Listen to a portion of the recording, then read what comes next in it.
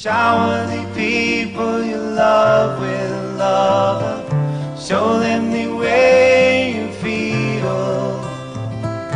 Things are gonna be much better if we only will.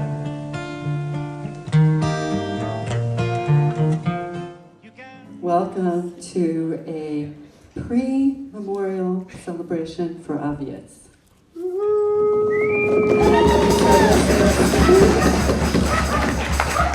AvYitz, who has modeled transitioning for all of us in such a beautiful way.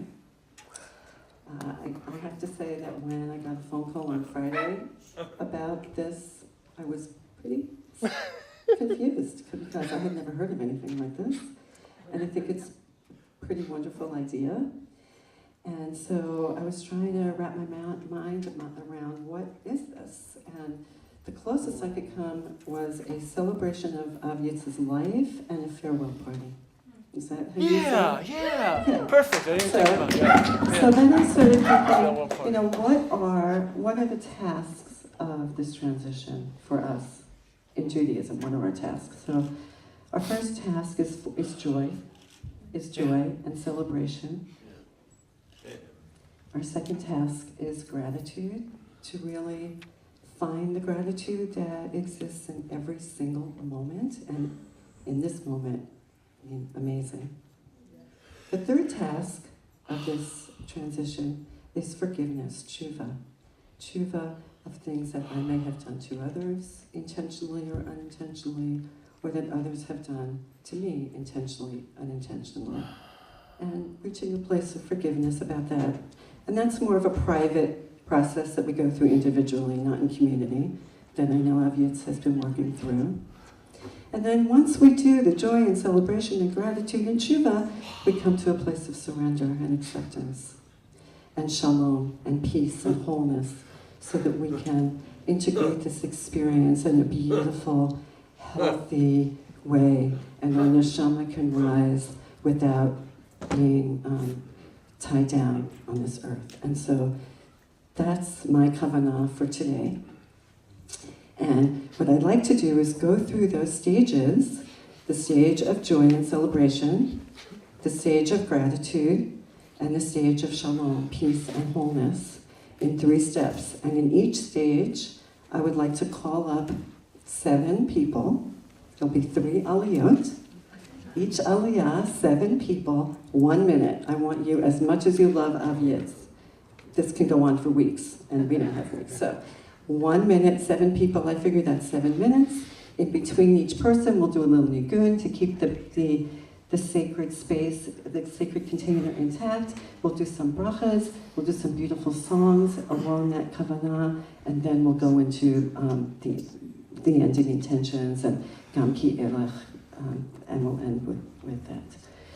So that's our plan, and AvYitz has envisioned this celebration and has worked on and been excited to share with you his remarks, and so he is up first, and then we'll have the rest of it. So, yasher koach to you, AvYitz.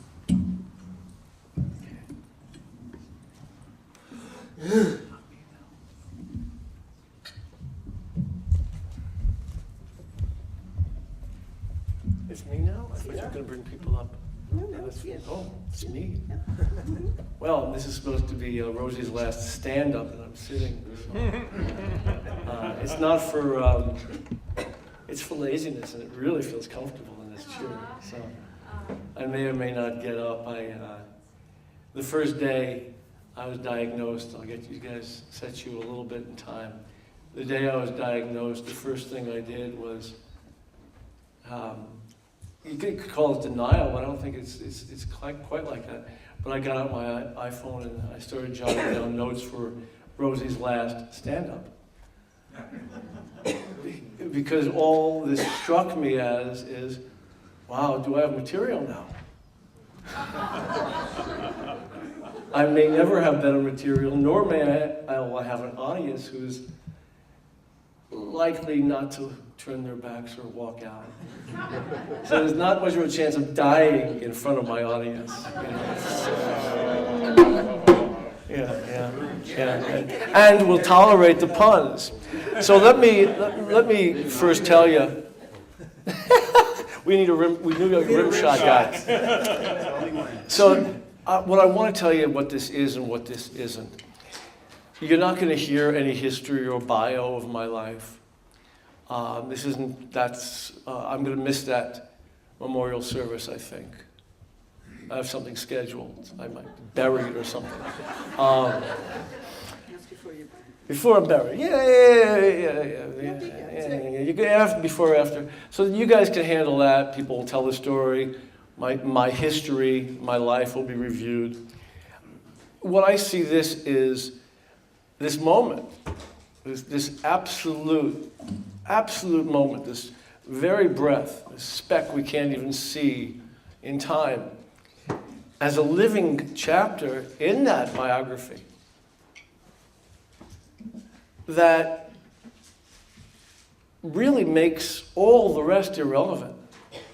This moment of everybody's life makes the rest of every other moment irrelevant, truly. This is where we are. We don't have any place else we could be. So I see this as a party. Sue did it. I don't know why I didn't see the obvious, but it is a farewell party. Unless, and this is, we have the x-rays, we have the CAT scans, so we know that if I don't make it the next few weeks, we are talking big time miracle. And if you want me to sign something saying it was a blessing from Reb David to help donations for the Havarah, we can do that. Okay? So if I'm around in more than a few weeks, capitalize on this thing. I'll help you do the marketing. We'll work on it the next few weeks. If I happen to go as kind of almost scheduled, this is a party, and it's purely selfish. On my 60th birthday last September, I had wanted to do a music party, and I wanted to be up with musicians working on it for months to celebrate my life like that. And I've wanted to perform. I've done stand-up, though nobody could hear me over my knees knocking years ago. I'm more relaxed about that now. At least I don't hear them knocking. Of course, I don't hear anything over my heartbeat.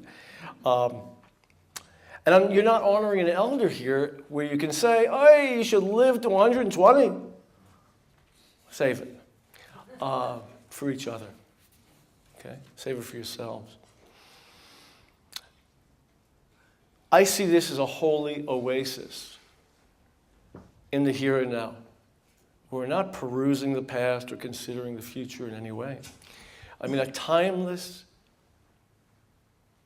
timescape of gratitude, appreciation, and awe. And she didn't think we were in sync, huh? That's good. So we should do Shehecheyanu. Yeah. This is Shehecheyanu moment. Because we were in sync for the first time? Right. Okay. No, because we're appreciating being in this present Absolutely. moment, right here, right now. Baruch atah Adonai Eloheinu melech haolam shehecheyanu v'kiyimanu anu v'higianu lahazman hazeh. Amen. Amen. Amen. So it's not about dying. Do not come to me for any help on how to die. I do not know how to die. I haven't done that yet. Ask me after. I'll have postcards if I figure out the postage. I don't know email addresses. I don't know what I'll have, iPads. I don't know. Still, the reality is, I don't know about, this is life. This is, act of dying is an act of, what's the difference between act of dying and an act of sex? Well, maybe not much. I'll tell you about that too. But basically, it's an act of life. It's an act of living. There's nothing distinct from this moment than any other moment of my life. I've never, oddly enough, had a moment of depression or anxiety. I've had sadness. I've been angry, mostly at things not going right, like usual, because guess what? When you're dying and when you think you're moving toward realization and actualization, you're a fuck up. And you're always going to be. We're always going to be. Right? That's who we are. We're human beings. And people, like I said, you've complimented me of this, the ability to die. Well, again, I don't know.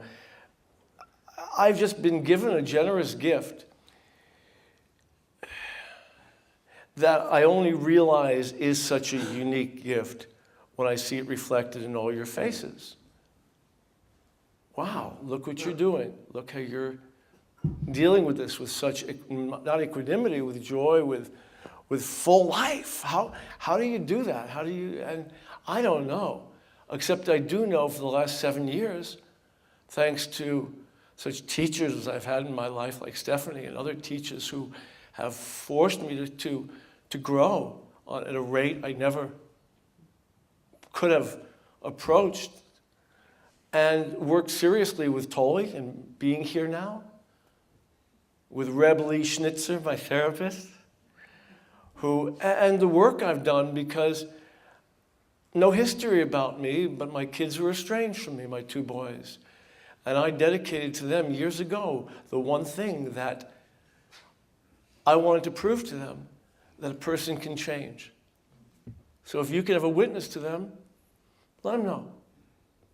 People can change.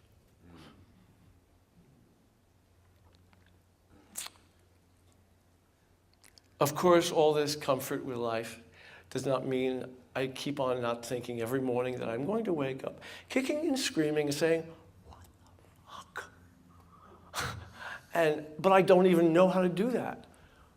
I don't know how to do that. All I know how to do is say, thanks for returning that soul to me again. And again, and again, and again. Our morning blessing. What a gift. What a gift. You will know that, and you already know, you've heard it, and you're here and you know me, that black humor is where I'm at. Okay? It's real, it's honest, it's true. It might drive you crazy, it might make you uncomfortable. I have my anti-nausea drugs in the car I can run and get if you're more comfortable. And pain meds for the people who are allergic to puns like Akiva. And really my retort, one of the first things I wrote down when I was sketching out my Rosey's last stand-up sit-down was when you were going to look at me, roll your eyes, and I was going to say, oh, so you think you're not terminal?